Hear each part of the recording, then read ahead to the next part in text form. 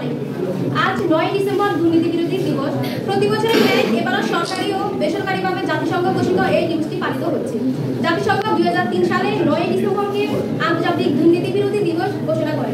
জাতিসংঘ সারা বিশ্বকে দুর্নীতির বিরুদ্ধে ঐক্যবদ্ধ করার লক্ষ্যে United Nation Convention Against Corruption আনকাগের মাধ্যমে দুর্নীতি বিরোধী কার্যক্রম পরিচালনা করছে। আন্তর্জাতিক, রাষ্ট্রীয়, সরকারি ও সংশ্লিষ্ট দেশের সকল নাগরিক সহ সকল অংশীগণের এই মর্মে প্রচারণা অধিক ফলপ্রসূ ও কার্যক্রম পালন করা এই দিবস উদযাপনের মূল লক্ষ্য। দুর্নীতি দুর্নীতি বলতে বোঝায় অস্বাভাবিক উপায়ে কোনো কিছু করা, অর্থাৎ অবৈধ সুযোগ সুবিধা লাভের জন্য ব্যক্তির দায়িত্ব পালনের স্বেচ্ছাকৃত অবহেলায় দুর্নীতি। নেতৃত্ব, বৈষম্যমূলক সমাজ ব্যবস্থা, জবাবদিহিতার অভাব, স্বাধীন বিচার ব্যবস্থার অভাব, নৈতিক মূল্যবোধের অভাব এবং আইনের যথাযথ প্রয়োগের অভাব এগুলো দুর্নীতির কারণ। চিকিৎসকের ভুল চিকিৎসার কারণে আইন জানা বকে দুর্নীতি। এক্ষেত্রে দেখা যায় যে চিকিৎসকের নিজ দায়িত্বের অবহেলার কারণে এরকম নির্মম ঘটনা ঘটেছে বা আমাদের দেশে এখনো এরকম নির্মম ঘটনা ঘটেছে।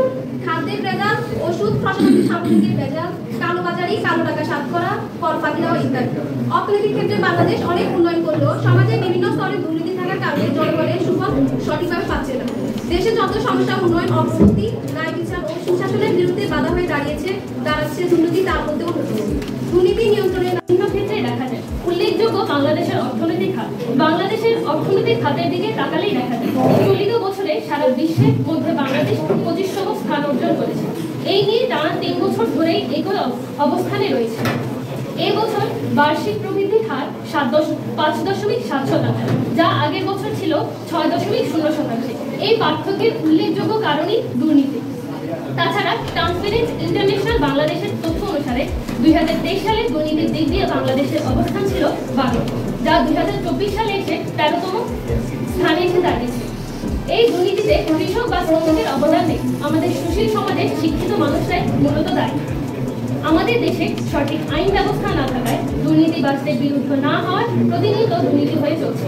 এছাড়া নেতিবাচক রাজনৈতিক প্রভাব ও সরকারি বেসরকারি পর্যায়ে জবাবদিহিতার অভাবে বাংলাদেশের দুর্নীতির উল্লেখযোগ্য কারণ। একটা একটা করে এগিয়ে যাই আমরা, মানে দেখবো যে আসলে আমরা কোনো আইনই মানি না। আমরা হচ্ছে এটা ললেস একটা নেশন, আমাদের এখানে কোনো আইন মানার কোনো প্রবণতা নেই। এইটাই তো দুর্নীতি নাকি?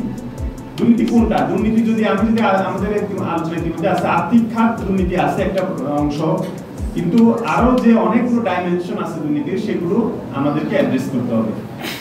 আমি আজকে দুর্নীতি করে এক জায়গায় হয়তো লাভবান হচ্ছি, কিন্তু অন্যান্য জায়গায় তো আমি ক্ষতিগ্রস্ত হচ্ছি।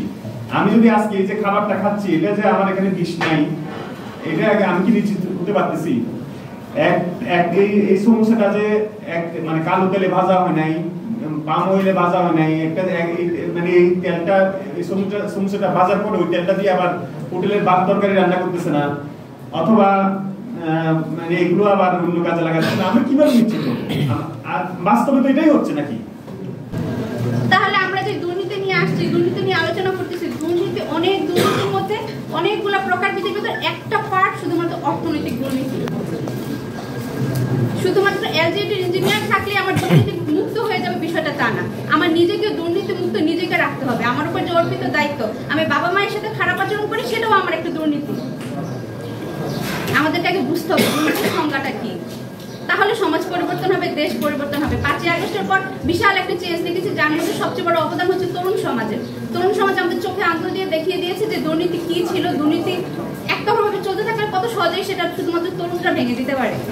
তো দুর্নীতি মানে তারা তো শুধু আর্থিক অংশ ভেঙে নেয়, তারা একটা রাজনৈতিক প্রেক্ষাপটে চেঞ্জ করে দিয়েছে। তার মানে রাজনৈতিক ক্ষেত্রে দুর্নীতি ছিল, তাহলে রাজনৈতিক দুর্নীতি পেলাম আমরা, সময়ের দুর্নীতি পেলাম আমরা, আর্থিক দুর্নীতি পেলাম। প্রতিটা ক্ষেত্রে আমাদের দুর্নীতি আছে। আমার উপর যখন যে বয়সে যে দায়িত্ব অর্পণ করা হয়, সেটা পালন না করাই হচ্ছে দুর্নীতি। আজকে বসে আমরা শুধু শপথ নিয়ে আমাদের উপর অর্পিত সকল দায়িত্ব আমরা সঠিকভাবে সততা দক্ষতার সাথে আমরা পালন করবো, তাহলে আমরা সবাই দুর্নীতিমুক্ত হতে পারবো, আমাদের দেশও দুর্নীতিমুক্ত হতে পারবে। এ বলে আমি সবাইকে ধন্যবাদ জানিয়ে এই কাজটুকু যদি সততার সাথে করে, সৎ উপায়ে করে, সৎ চিন্তা ভাবনা থেকে করে, সৎ মন মানসিকতা থেকে করে, তাহলে এখানে দুর্নীতি হওয়ার সুযোগ নেই। তো আমাদের উপনিবেশিক আমল থেকে যে পদ্ধতিতে আমরা এগিয়ে যাচ্ছি, এখানে একেবারে সবাইকে আমরা সৎ এটা বলতে পারবো না। আমরা বিভিন্ন ফাংশন করতে গিয়ে হয়তো বিভিন্নভাবে আমরা বিভিন্নজন দুর্নীতির শিকার হচ্ছি বা দুর্নীতি করছি, এটা একেবারে উড়িয়ে দেওয়ার সুযোগ নেই। তবে একজন মানুষ যদি সে নিজের অফিসাররা থাকবে স্যার, আমি কোনো অফিসার দেখতেছি 2-1 ছাড়া সব হলে আমরা আমি 80% যারা দুর্নীতি সম্বন্ধে বুঝে তাদেরকে আমরা পাচ্ছি না। দুর্নীতি কার কাছে বলবেন আপনি?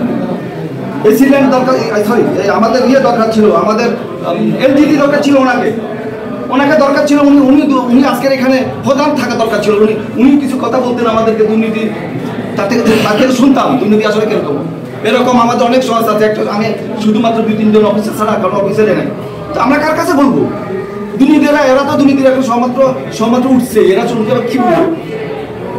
স্যার আমার মনে হয় আমি একটু কথা বলতে চাইছি, এর জন্য যদি সামনে থেকে দুর্নীতি যদি এটা করতে হয়, আমার সতে কাকা আমরা আসলে আজকে আপনি যেটার জন্য এখানে আমাদেরকে আনাইছেন সেটা আমার মনে সফলতা বলে আমি আসলে জানি না। যাই হোক, আমি আমার সর্বজ্ঞানে বলতে চাই যে সফলতা এখানে আসতেছে না, এই জন্য আসতেছে না। 85% দুর্নীতি যারা করায় কার কেউ এখানে, আর বাকি কত কজন আমরা আছি 7-8 জন মানুষের বুঝার মতো, দুর্নীতি সম্বন্ধে ভুল বুঝার মতো লোক আছে, আর বাকিরা সবাই স্টুডেন্ট তো দুর্নীতি এখনো বুঝার মতো বয়স হয়ে উঠে নাই। তারপরেও তো 2-3-4 জন কিছু দেখে হোক, যাই হোক, এভাবে কিছুটা বলে গেলেন। আসলে আমরা সামনের দিকে যদি দুর্নীতি বিরোধী কিছু করতে হয় তাহলে আপনারা ওদেরকে দাওয়াত দেবেন যারা দুর্নীতি করে।